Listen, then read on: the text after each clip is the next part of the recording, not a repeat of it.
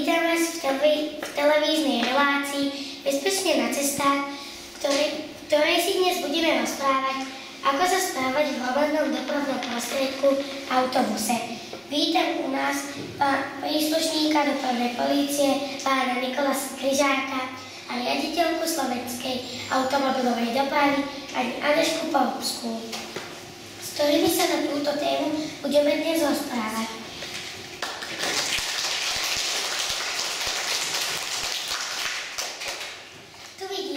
Ako správne nastupovať a vystupovať. Pani riaditeľka by nám mohla povedať, či sa toto pravidlo dodržiava. Sú ľudia, ktorí vedia, ako správne nastupujeme a vystupujeme. Ktoré dvere v autobuse používame. A na druhej strane sú tí, najmä mladí ľudia, ktorí neustále sa tlačia, strkajú do seba, predbiehajú sa. Pozrite sa na tento obrázok. Čo nám viete k tomuto povedať, pán Kryžák? Toto správanie nie je vôbec vhodné následujúceho hľadiska. Krikom a pobehovaním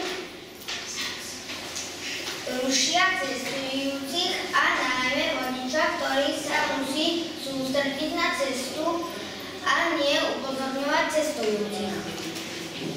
K tomuto obrázku poprosím znova o vyjadrenie pani Polubskú ako ženu, ktorá je tiež matkou. Aké máte skúsenosti vy?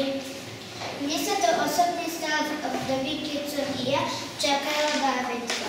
Vošla som do autobusu, ktorý bol plne obsadený najmä mladými ľuďmi. Nikto z nich neuvoľnil miesto a ja som celý čas stála pri vodičovi, ktorý sa už nemohol pozerať na to, ako takmer celú cestu stojí a opieram sa o sedadlo. Ako to vidíš vyriešil? Zastavil a upozornil ešte smiešenú ženu, ktorá tu takmer celú cestu stojí. Potom sa viacerí postavili a ponúkli mi svoje miesto. A čo hovoríte na mamičky s kočíkmi? Pre mamičky s kočíkmi sú vyhradené miesta pri zadných dverách, ktoré musia byť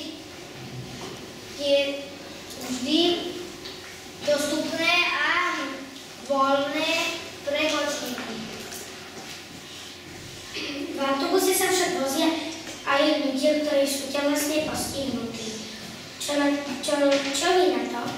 Pre ľudí s takýmto postihnutím sú vyhradené miesta v autobuse označené nálepkou, ktoré upozorňujú cestujúcich,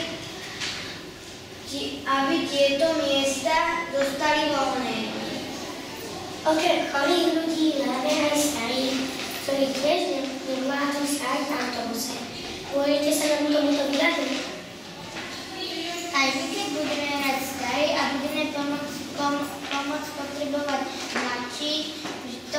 mladších. Toto si vždy musíme uvedomiť. Všetko je o ľuďoch a ich slušnom správaní. Vždy, keď vojde niekto do autobusu a nemá voľné miesto, našou povinnosťou by malo byť